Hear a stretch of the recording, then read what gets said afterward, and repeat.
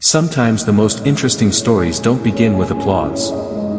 They begin with laughter. Not the warm kind. Not the supportive kind. The kind that lingers a second too long. The kind that quietly says, "That's unrealistic." I've always found it strange how people react to ambition. When you're quiet, nobody notices you. The moment you say you want something bigger, the room shifts. Someone smirks. Someone raises an eyebrow. And suddenly your dream sounds louder than it did in your own head. "They laughed" isn't really about one specific person. It's about a moment. That space between saying what you want and having anything to show for it. It's about the gap between intention and proof. And that gap makes people uncomfortable. Especially when you speak with confidence that doesn't yet match your current position. I remember a friend back in school who once said he wanted to become a film director. We were shooting random clips on an old phone, shaky camera, bad sound, no real plan. Someone joked, maybe learn how to film first. It wasn't even cruel. Just casual. But I noticed something changed in him after that. He didn't stop dreaming. He just stopped talking about it. He worked more quietly. Years later, he actually ended up working in video production. Not famous. Not glamorous. But real. And I sometimes wonder if that early laughter shaped him more than the praise ever could have.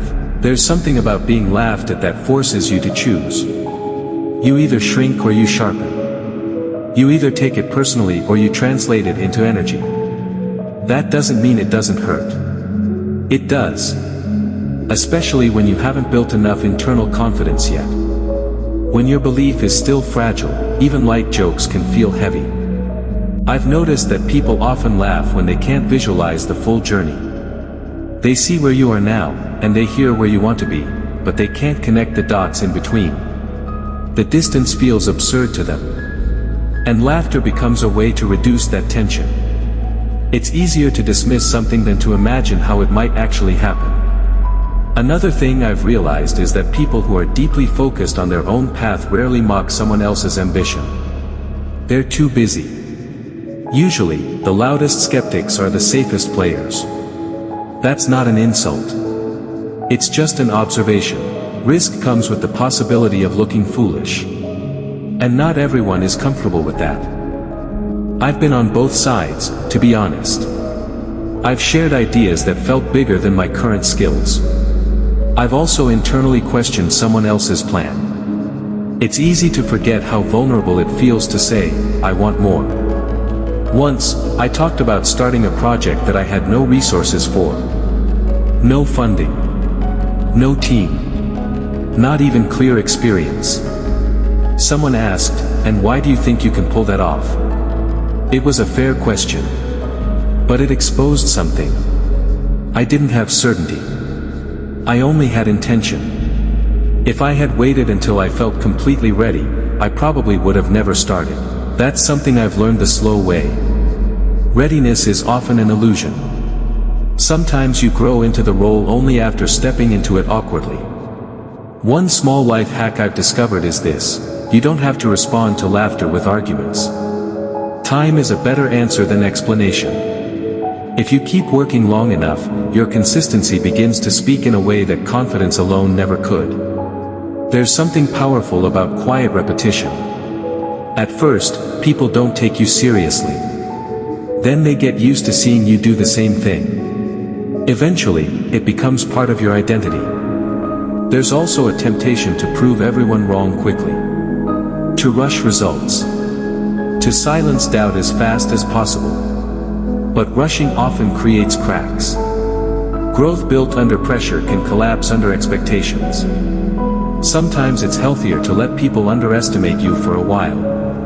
When no one expects much, you're free to experiment, fail privately, and improve without a spotlight.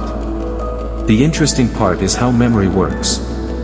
If you eventually succeed, many people won't even remember they laughed. They'll adjust the narrative. "I always knew you had potential."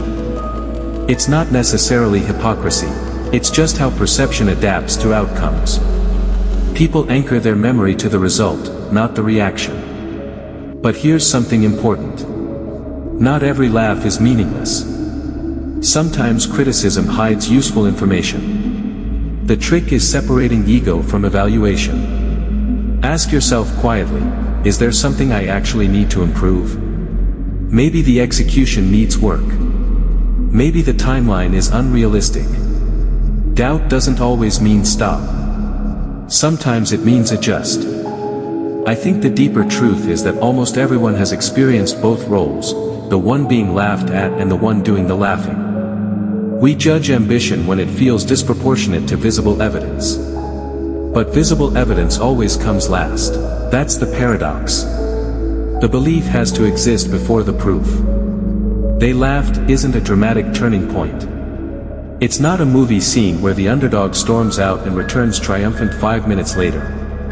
It's usually much quieter than that. It's waking up the next day and continuing anyway.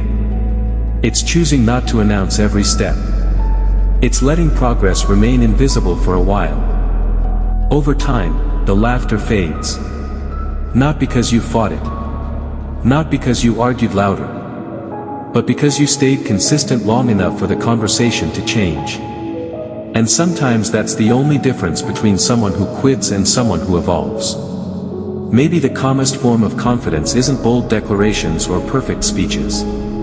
Maybe it's simply continuing. Even when it feels slightly embarrassing.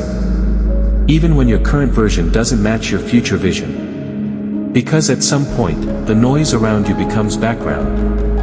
And what remains is the quiet rhythm of your own effort.